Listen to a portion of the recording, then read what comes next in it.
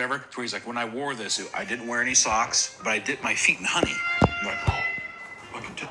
I can tell. It's like stinky cheese. Like, you want a little bit of the sweat in there? I like the smell of my dad's stinky feet when I was a kid. Why? Why admit that? Why bring that out to light until you incriminate your dad all the time? I like the smell of my dad's stinky feet. People who work at stores like Nike or Foot Locker will admit that they huff the shoes they have in stock because it's just that intoxicating. I don't know what I would do if I walked into a Foot Locker, motherfucker, in like the referee outfit. Turn back looking at me. I'm going to pay less. We'll see you. You know what I mean? Fuck that. Another common experience for sneakerheads is the inability to throw away their shoes boxes. Many different kinds of collectors hold onto the boxes their products come in, but some sneakerheads can border on hoarder activity. One hardcore sneakerhead shows off his impressive collection of shoes, only to later reveal that he doesn't want to throw away the boxes for the fear of needing them in the future. As a result, there is now an entire room of the man's house where every inch of wall is covered by empty shoe boxes. Even fellow sneakerheads admit that while this might depict some sort of mental illness, it's still awesome and worth praising. I think so. If you have the space, why the fuck not? Also, a hoarder mentality means like you open it and just chucking it. I bet you it is fucking pristine. Let me ask you this, Nick. Would you rather walk into someone's one-bedroom apartment and see every square inch of the floor is filled up with display cases with statues from movies and anime, or floor-to-ceiling sneaker boxes? Anime. That's where we differ. Believe it or not, some people even buy shoe boxes from resellers without the shoes in them. Some even take advantage of this demand to make a quick buck, like a man who bought a wall of empty Easy boxes for $2 each to resell them online for anywhere between $20 to $35. But what about when it's finally time to start wearing a pair? You'll find that unless you're going out with a pair of beaters, the concept of going out in public with shoes on can be anxiety-inducing. This is because every obsessed sneakerhead shudders at the idea of scuffing or even worse, creasing a new pair of shoes. How many people do you think have ended their own lives because they creased a very valuable pair of shoes? Oh, at least 10. I bet you there's some sneakerheads out there who know a homie who passed because his sneakers got creased. We have got to stop saying homie. We're riding a line that I don't want to ride. Also, we're just like, yeah, I bet there is a couple homies out there that do it. Many less intense sneakerheads scoff at this. Seeing as shoes are meant to be worn, wear and tear is inevitable. Still, they're still shocked to see just how much work more intense collectors put into keeping their kicks safe. One of the easiest ways to crease a pair of shoes or wear them down is to drive a car with your foot resting on the pedal. Because of this, it's common to take off your shoes and swap them with a pair of slides prepped in your car at all times. That's too much. Also, my foot odor, there's no way I'd be taking that in and out. There's just no way. It's disgusting. It's abhorrent. I wear these slides. Sometimes I take off these slides and it's a fungus. Yeah, it's just fucking gross, moldy sweat. Ugh. The fear of creasing leads people to walk flat-footed or do a duck walk as they go up and down stairs. Is there videos of this?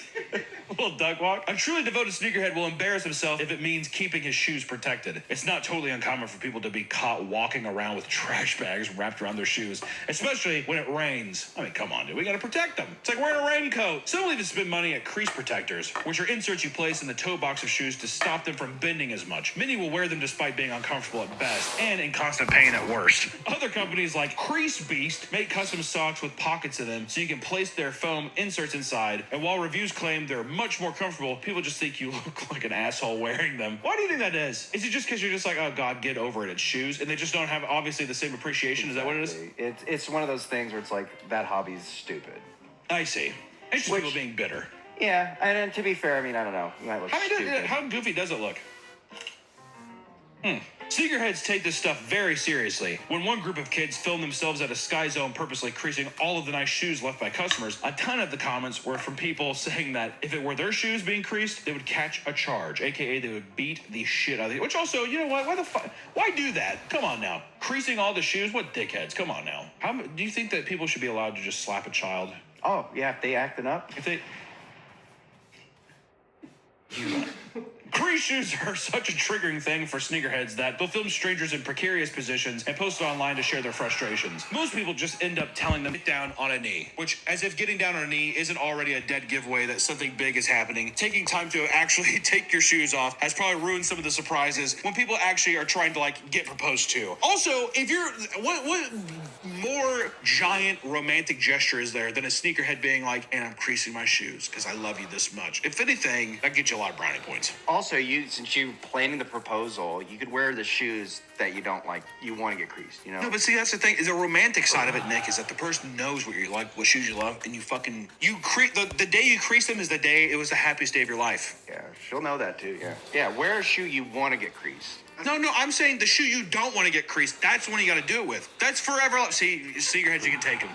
You can take them. What's insane is you have the worst shoes. Oh yeah, that's true. You have the worst shoes, and then, like, he only wears your entire outfit. It's only things that your parents buy you. He's 36 years old, and he sits there, and his parents will be like, "Wear these Skechers," and he's like, "All right, mommy and daddy say I should wear Skechers." And then now, what shoes do you have on right now? Also, what kind of fucking sock did you kill a cat? Get out away from me.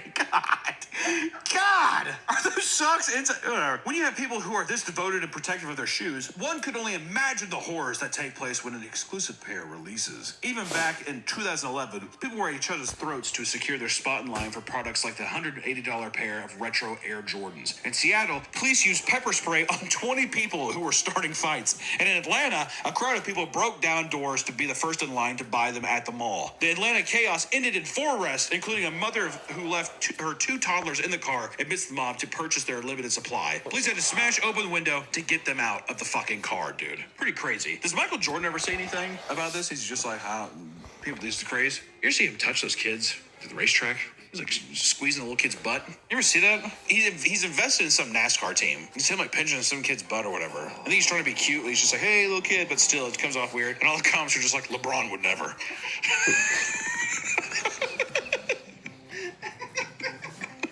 Just a year later, in 2012, more chaos would ensue during a Foot Locker event at the Orlando Mall in Florida, and it was there that $220 limited edition Nike Air Foamposite 1 Galaxy would be up for grabs for a crowd of over 1,000 rabid sneakerheads. Despite being asked to group up across the street from the mall until the event started, one man randomly dashed towards the store, and this one act caused a sea of people to follow him. That'd be horrifying. You can imagine, see, 1,000, that's a lot of fucking people, dude. Hit the door! You know, as I say, that's what reminds me of is Black Friday fucking stampedes, man. The crowds were so massive that Foot Locker canceled the event, causing even more anger and unruliness. Things got so intense that police and riot gear had to be deployed alongside helicopters flashing spotlights overhead. And I'll be honest, the shoes,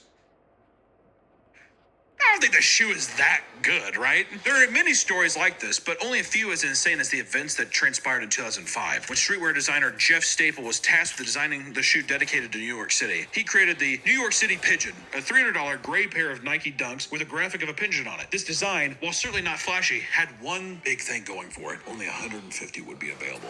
It was time to actually launch the shoe, and you're never going to believe what happens next. This home video shows the scene outside the Reed Space Store on the Lower East Side yesterday when nearly 100 self-proclaimed sneakerheads got into a shoving match as they waited for the doors to open and the chance to buy one of only 20 pairs of pigeons. Cops tried to break up the line because it was getting too big. When threatening to arrest them failed, they started physically ripping customers from the line as they clutched onto the gate in protest. Police pushed Jeff to contain the line outside a store, so he gave a big security guard a stack of numbered tickets to hand out to people, and as soon as the security guard held his hand up to announce he was doing so, the entire crowd of 200 people swarmed him. The crazy thing is you started seeing people dropping weapons out of their jackets because they didn't want to be arrested with the weapon. We saw baseball bats. We saw knives. We even saw a machete, like a full Crocodile Dundee machete sword. Fucking machetes! They're legal to carry, I guess. They're a sword! That's insane. That is insane. If you're allowed to carry a machete, what? Scams are extremely prevalent in sneaker culture, with people trying to make as much money as possible by taking advantage of casuals who don't understand the value of what they have. Many of the largest online sneaker creators, like Culture Kicks, have been in hot water for lowballing people at conventions and then getting into heated arguments when they're called out for it. Which, you don't remember that. Remember Culture Kicks? He's like a content creator, and he like lowballed people, but then it became a big meme, and then he basically, I don't know if he left the internet or I don't know. You can see the video here, but there was tons and tons of videos being like, this guy's lowballing people. But you see that with any kind of collector of like a social media person going to a convention or boothing or doing whatever. Even if it's like a camera in someone's face, they're gonna like be pressured into actually giving you more than what you expected or whatever. Not like us at MagicCon. No. We didn't do that. We did. I did see some people being like, I feel like this is going to make. Some people were saying that this is going to be an annoying trend where people are like, oh, I have this cube, give me cards and I can do whatever. Which should be fair. At MagicCon, we did not say it has to be anything of rarity. Just say whatever you got. I'll tell you what though, that's fucking like any kind of like vintage wear conventions where it's like a thrift, like people that know what they have and it's like high fashion vintage pulling whatever. That and sneaker conventions, they're fucking ruthless, man. They got like some big money shit and it's fucking, it can be pretty crazy. You may be wondering what sneaker culture is like today, right now, right? I mean, there's been a couple, but what about the great year of 2026? Well, people still collect shoes and they go out of their way for limited edition drops, and the opportunity to resell them for massive profit has certainly died down a bit over time. I think sneaker culture has took a bit of a hit financially. This is because companies like Nike have begun cracking down on resellers. Not only have they begun limiting the amount of shoes one person could buy, they've also begun canceling sales made with bots and software that snatch up stock before the average person can make it to the store. While collecting shoes is slightly less chaotic than it used to be, many simply can't afford shelling out so much money for a pair of shoes that won't last forever. When it comes to sneakerheads, a majority of them are likely just normal people who like to collect cool looking shoes, right? It's just their hobby, it's their thing. At the end of the day, every community has their extreme ends and their quirks. To those who are borderline hoarders, however, just keep in mind that your precious collection won't last forever. It might be your best interest to wear them before it's too late. Enjoy them while you got them, you know? And also, I will say, while the sneaker market's down, maybe this is the time to get in. It does feel like right now is the time where I feel like Nike shoes are at their least cool. I feel like New Balances are kind of king right now. I feel like I see a lot of Adidas and stuff. I feel like Nike needs to have a new comeback of something. Doesn't it feel weird? Also, I will say, some of those people make some fucking sweet shoes, dude. There's some shoes out there like that bootleggers make, whatever.